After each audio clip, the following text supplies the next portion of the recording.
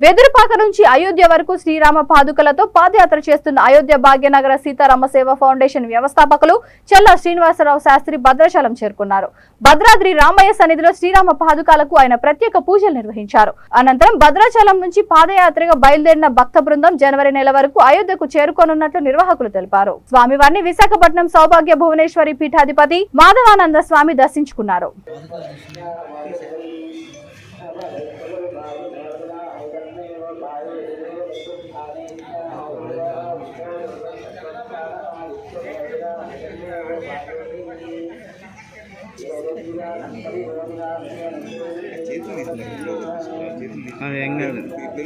రాదు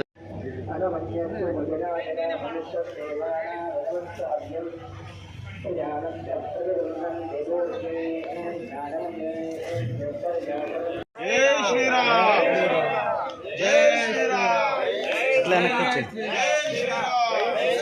వెనక్కొచ్చి